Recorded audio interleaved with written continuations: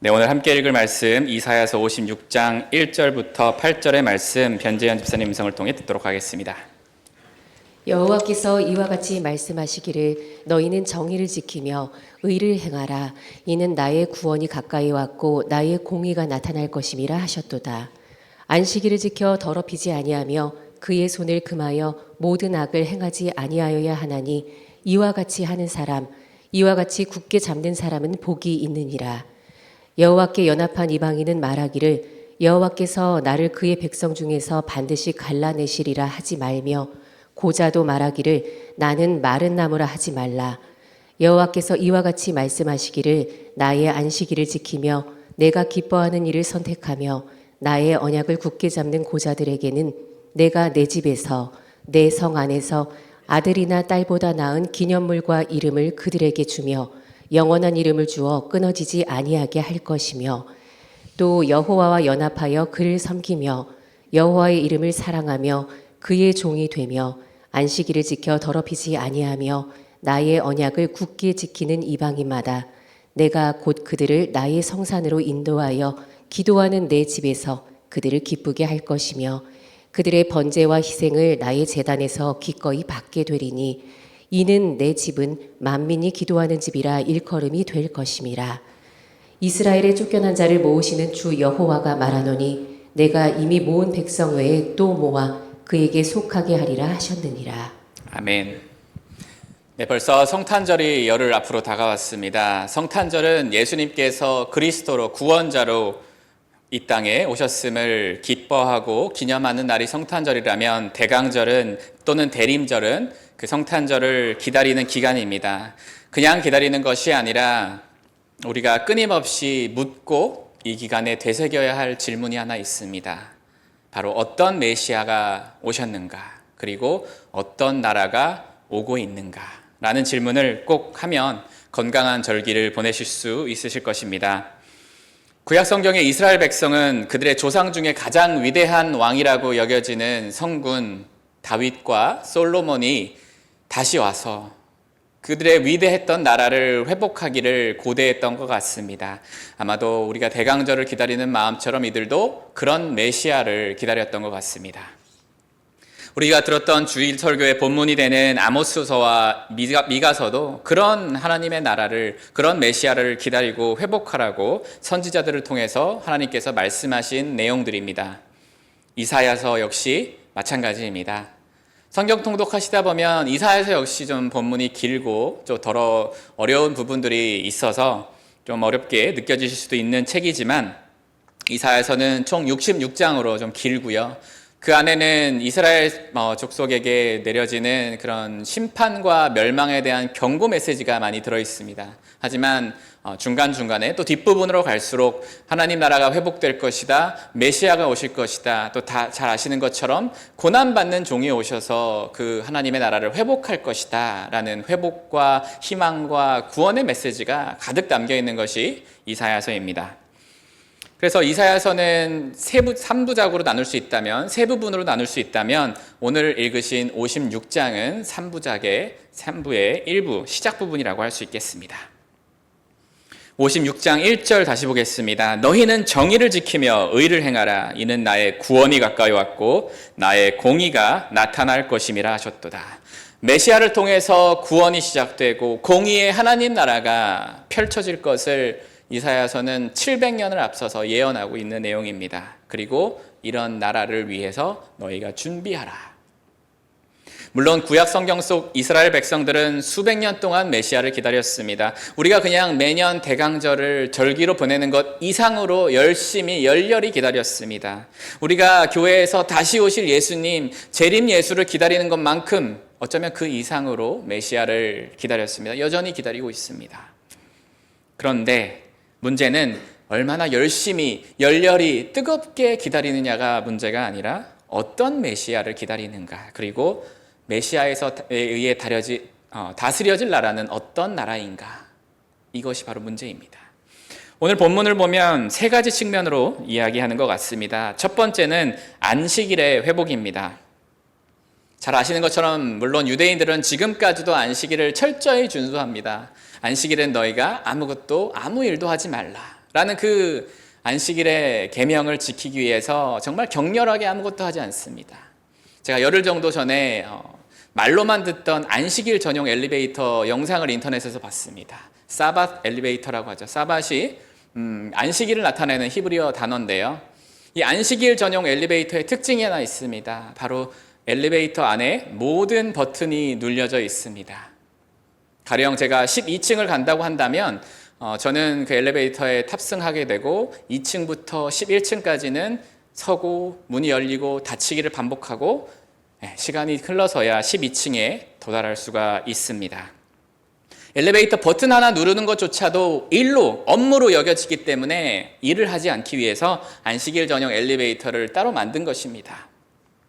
이스라엘 백성들은 이 정도로 안식일을 철저하게 준수했습니다. 그런데 성경은 분명히 이야기합니다. 너희가 안식일을 열심히도 지키지만 본질을 놓쳤구나. 가나안 땅에 이들이 들어가기 전에 신명기서는 10계명을 다시금 선포하시면서 안식일 계명에 대해서 이렇게 이야기합니다. 신명기 5장 14절의 말씀입니다. 일곱째 날은 내 하나님 여호와의 안식일인즉 너나 내 아들이나 내 딸이나 내 남종이나 내 여종이나 내 소나 내 낙이나 내 모든 가축이나 내 문 안에 유하는 객이라도 아무 일도 하지 못하게 하고 내 남종이나 내 여종에게 너같이 안식하게 할지니라. 너같이 안식하게 할지니라. 이 계명을 가정과 가문을 대표해서 받는 사람들은 아마도 남자 성인이고 권위를 가진 아버지였을 것입니다. 남편이었을 것입니다. 그들은 원하면 아무 때나 쉴 수 있는 사장님이라고 볼 수 있습니다. 그런데 우리가 창세기로 가보면 하나님께서는 7일 동안 창조하시고 6일 동안 창조하시고 마지막 날에 쉬셨습니다. 쉴 필요가 없는 신적인 존재가 쉬셨습니다. 우리를 위해 쉬셨습니다. 그 사실을 기억하면서 이스라엘 백성은 생각해야 했습니다. 하루도 쉼 없이 제국의 시민들이 그 이집트의 애굽의 시민들이 조금 더 소비할 수 있도록 끊임없이 생산해야 했던 노동, 노예의 생활을 그 과거를 기억해야 했습니다. 그 제국의 착취적인 소비 시스템을 위해서 생산을 맡았던 것이 이스라엘 백성의 400년 노예 생활입니다. 이제는 그 제국주의의 망령에서 벗어날 필요가 있었고 그 착취적인 시스템에서 너희가 벗어났으니 자유했으니 광복, 빛을 찾았으니 너희는 더 이상 착취적인 시스템으로 돌아가지 말라. 제국주의의 망령에서 벗어나라 라는 말씀입니다. 그러면서 안식일 제도를 주시는데 너만 쉬지 말고 쉬고 싶을 때 쉴 수 없는 너희들의 자녀들과 남종과 여종과 가축까지도 너같이 쉴 수 있게 하라. 모두가 쉼을 얻고 모두가 회복할 수 있는 날이 바로 안식일이어야 합니다.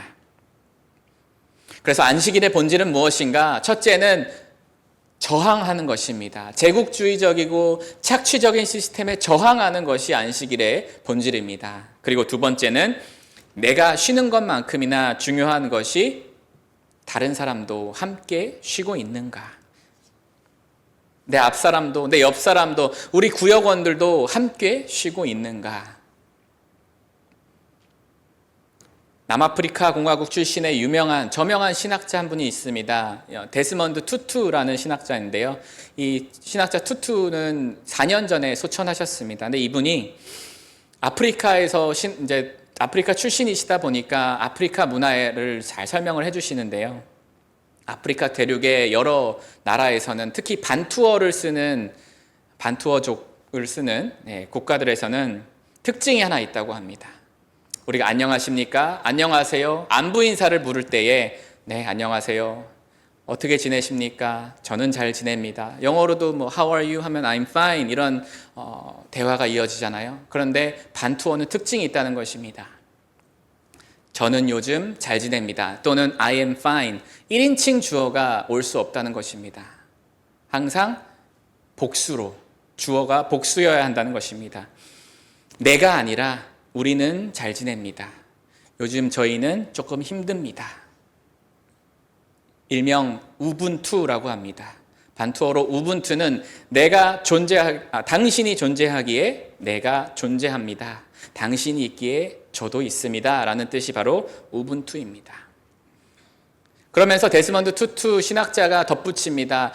경쟁을 통해서 서로 피 흘리고 생존하는 것은 동물의 본능이고 공동체 속에서 서로 협동하고 협력하는 것이 인간 사회의 기본이고 지금까지 이어져 온 저력인데 우리가 점점 그것을 잃어가는 것 같다. 특별히 공동체의 일원으로 한 사람으로 자신만이 특별해야 한다거나 내가 남들보다 뛰어나야 한다는 그런 압박과 부담과 걱정 요즘 시대에 넘쳐나지 않습니까? 우분투로부터 그것은 자유할 수 있습니다. 오히려 서구 사회는 그동안 아프리카를 대륙을 보면서 발전 덜 된 저 대륙, 아직 미개한 문명의 저 사람들 무시해 왔습니다. 그런데 이 우분투에 대한 이야기를 들으면 과연 누가 사람다운 모습을 하나님의 형상을 조금이라도 보존하고 있고 과연 어떤 민족이 짐승의 본능대로 정글처럼 살아가고 있는지 다시 한번 우리는 돌아봐야 합니다. 우리 교회 쉼과 회복이 있는 교회, 우리 교회가 이름값을 하려면 정말 쉼이 있고 회복이 있는 교회라면 내가 쉬는 것, 내가 회복되는 것도 중요하지만 안식일의 정신처럼 본질처럼 과연 우리 구역 식구들도 나만큼이나 쉼을 맛보았는가? 내 교구가 아니더라도 옆 교구 사람들도 회복을 경험하고 있는가? 돌아보지 않는다면 우리 교회는 교회 이름값을 아직 못하고 있는 증거입니다. 단순히 엘리베이터에 버튼 하나 누르지 않는다고 안식일을 잘 지키는 것이 아니라 너희의 남종과 여종, 심지어 가축까지도 편히 쉴 수 있는 것이, 모두가 편히 쉴 수 있는 것이 안식일입니다. 그런 안식일의 본질이 살아있는 우리 공동체가 되기를 바랍니다. 첫째가 안식일의 회복이라면 둘째는 3절에 보면 하나님 나라의 구성원은 누가 되는 것인가? 라는 문제입니다. 이 본문을 듣는 이스라엘 백성들을 그들의 마음으로 이 본문을 대한다면 굉장히 충격적일 것입니다. 이스라엘의 혈통, 우리 조상은 아브라함과 다윗과 솔로몬이야. 가문을 자랑하고 혈통을 자랑하던 유대인들에게 아니다. 너희들이 그동안 무시하고 사회에서 관심조차 받지 못했던 너희들이 개같이 여겼던 이방인들과 흔히 말하는 아웃사이더라고 여겨지던 고자들도 환영받는 나라가 하나님의 나라다. 어떤 정도냐? 심지어 너희 혈통의 자녀들보다 더 나은 이름과 더 나은 기념을 받는 것이 하나님의 나라다. 그만큼 충격적인 나라가 하나님의 나라입니다. 이처럼 하나님의 나라는 누구나 포용할 수 있고 누구에게나 열려있고 하나님이 문을 활짝 열어놓은 나라가 하나님의 나라입니다. 그런데 조건이 하나 있습니다. 하나님 나라의 시민으로서 요구되는 것은 한 가지가 있습니다. 바로 언약을 굳게 믿고 지키는가, 언약을 굳게 믿는가. 우리가 흔히 믿음 좋다고 하는 사람들의 특징을 살펴볼까요? 주일 예배에 빠지지 않는다. 주일 예배뿐만 아니라 주중의 예배도 빠지지 않는다. 봉사를 열심히 한다. 전도와 선교에 열을 올린다. 뜨겁게 기도한다. 찬양한다. 라는 그런 사람들을 보면 우리 저 사람 믿음이 좋죠. 저 사람은 탁월한 믿음이 신실한 사람이야 라고 흔히들 이야기하지만 이사야서가 말하는 믿음 좋은 사람은요, 언약에 신실한 사람입니다. 어떤 언약인가?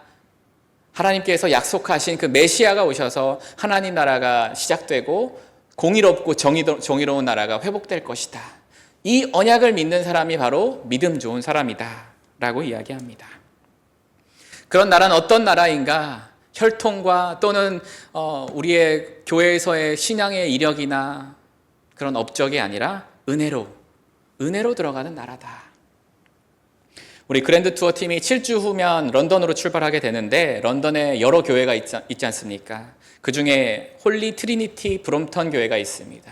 이 홀리 트리니티 브롬턴 교회에 알려진 일화가 하나 있는데요. 한 번은 이 교회에서 특별 예배를 준비하려고 장소를 대관한다고 합니다. 꽤나 큰 장소가 필요해서 로얄 앨버트 홀, 우리나라로 치면 좌석이 5,000석이 넘는 예술의 전당과 같은 곳을 대관해서 예배를 기획하는데요. 문제가 생겼습니다. 너무 많은 사람들이 이 예배에 참석하려고 해서 좌석이 모자란 것입니다. 그래서 고민하다가 영국 왕실에 이제 연락을 합니다. 혹시 우리가 왕족들만, VIP들만, 귀빈들만 앉을 수 있는 발코니석을 빌릴 수 있을까요? 라고 물어봤다고 합니다.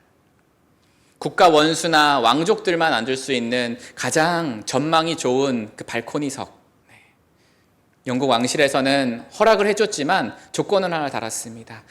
여러분들이 예배 행사를 할 때에 가장 VIP인 사람, 가장 중요한 사람들을 거기 앉힌다면 발코니석의 사용을 허가하겠습니다 라고 답변을 받았습니다. 예배 행사를 무사히 마치고 나서 이 브롬튼 교회가 왕실에게 다시 감사 편지를 보냅니다. 왕실이 배려해준 덕분에 우리는 예배 행사를 잘 마칠 수 있었습니다. 감사를 드립니다. 우리는 여러분들이 허락해 주신 발코니석에 일단의 노숙자들을 앉혔습니다. 다시 한번 감사를 드립니다. 하나님이 보시기에는 방 한 칸 없는 노숙자나 영국 여왕이나 동일한 존경과 보살핌을 받을 만한 존재입니다. 교회가 이 정도의 충격을 줄 수 있어야 세상의 빛과 소금의 역할을 감당할 수 있을 것입니다.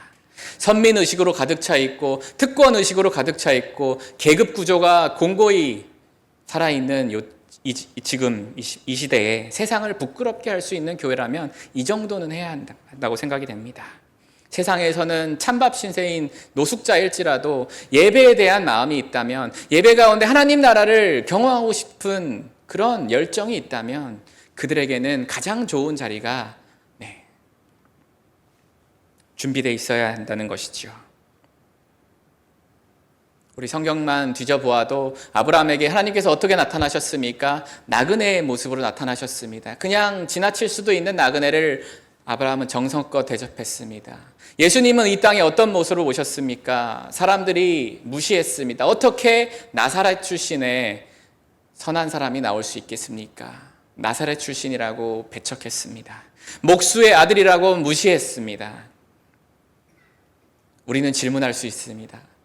2025년에 우리가 있는 이 땅에 예수님께서 노숙자의 모습으로 오신다면 아마도 우리 교회에서도 옆 교회에서도 매주 문 앞에서 인사하는 환영팀은 정말 반갑게 인사할 것이지만 저와 여러분들도 환영팀만큼이나 노숙자로 온 분을 환영할 수 있겠습니까?